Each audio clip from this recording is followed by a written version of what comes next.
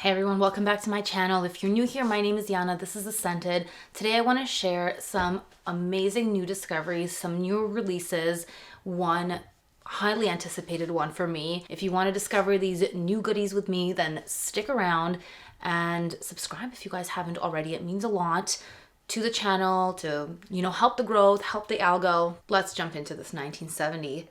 This is Tonka Expansion Glamour. I'm the most excited about the new Rosendo Mateu collection. This perfumer recently passed away, but the creations were made by his son according to his recipes. 1970 is very gourmand. It's a vanillic sweet scent that smells to me like dates, like spicy dates. It's a Tonka-centric fragrance, and it's such a Great Gatsby vibe for me. I think this is very like Art Deco, that Great Gatsby era. Smelling this just made me feel like I'm rereading The Great Gatsby all over again, which is actually one of my favorite books. I think this is the perfect scent for a cold winter night. Very cozy, fireplace vibes. It's a bit earthy as well. It's grounding, and it smells to me, even though it's not listed, like there's a little bit of honey in here, but it's just so subtle. There is a chocolate note listed, but mixed in with the other notes, it doesn't come out really like intensely chocolatey, which I really like.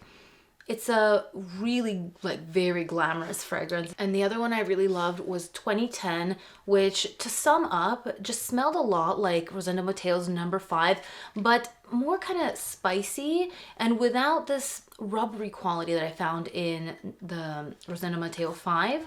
So to me, this is a more refined quality version of that fragrance, but I do think it's redundant to have both. Another new release is Andrea Maack's Solstice. I knew I needed this fragrance as soon as I sampled it. These fragrances, by the way, are all available at Raffinad Perfumery. I do work with the boutique. I do have a 10% off code, which is The Space Scented, and they have a great selection of niche fragrances, some of which are hard to find in North America. Solstice is a little bit of an aquatic scent, which slightly reminds me of Memo Paris Madurai, but without an intense jasmine, and more aquatic, less spicy. There is a playful note of watermelon in the opening, which it's not like a candy watermelon. It's like a true watermelon that's just like juicy and really just full of water. Like, this is an amazing summery scent. I think this is one of the best aquatics. I wish I had smelled this in the summer because I would have been wearing this all summer long.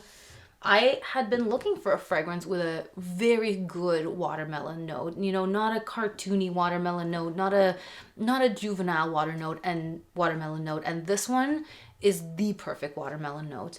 So then I've been exploring a little bit more of Étalip d'Orange, and Ghost in the Shell had been on my wish list. This is an unusual powdery scent. You know what? It reminds me a little bit of like a cement dusted version of Zoologist's Cow.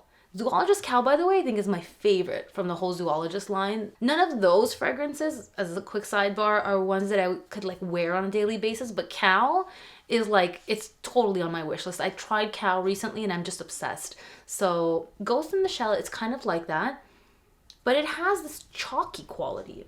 It's very milky and chalky. It's so unusual. Like, all of their fragrances are so quirky and so intriguing. And this is actually very wearable for me. The bottle has this almost like rubberized texture, and I've never seen that on a bottle.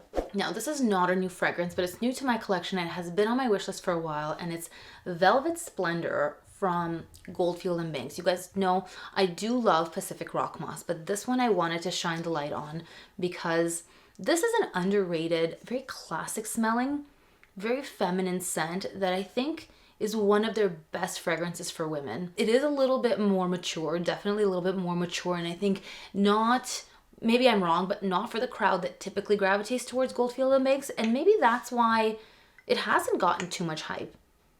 But I think it's just like, I think it's fabulous. And Sunset Hour, I know everybody seems to love Sunset Hour, but Sunset Hour I can't justify for the price point. This I can totally justify for the price point. It smells rich. Like, you smell like a rich woman in a faux fur coat, because I'm against fur, but I get the glamour aspect. So yeah, that's what it gives me. And then Astrophil and Stella is a new one that just got introduced at Raffinade Perfumery. This Shanghai 1930 has to be one of the best true tea fragrances that I've smelled in a very long time. It's incredible. It's a little bit floral. There's a floral aspect to this green tea, and it's a very, it's a slightly sweet, like deep steeped type of tea scent. Unusual. I have no other point of reference where I can compare this one to. Out of other fragrances, it doesn't smell like any other green tea fragrance that I've ever smelled. It's very jasmine-y as well. Like there's a very, very noticeable note of jasmine. There is a tuberose note listed. Tuberose typically worries me. This is overpoweringly green tea. So I love that. And another one from this brand is called Cheri, which is a kind of fluffy vanillic scent. Powdery, very feminine, gourmand, like a fluffy cookie. Like it has this airy quality as well of like a meringue, but a lot sweeter, and a little bit of like a chocolate dust vibe. It's also very delicious. This fragrance is like a gently spiced sort of flaky pastry. It's very airy, it's powdery, it's light, it has a huge sillage. Like this fragrance you can smell and it sticks. It's a sticky fragrance. Like the molecules I think are really sticky because like I can really smell, even smelling it out of here, it'll be in my nose for a while, which is, it's actually really nice. This is a really nice scent. It doesn't bother me that it's so sticky, but it is very like airy dessert. There's a bit of a chocolate powder in here. There's a note of coffee. I'm not picking up the coffee, but I am picking up some gentle spices and just this vanillic and powdery quality. I think it's elegant and it's playful, and I have the discovery set that I'm working through, but so far the ones that I have here from the ones I've smelled so far are my favorites. So those are some of the most intriguing new discoveries that I've laid my nose on so far. Share with me in the comments some of your favorite new discoveries this year, whether it's a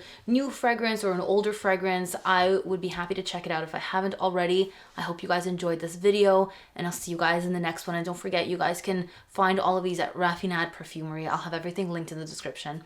Bye.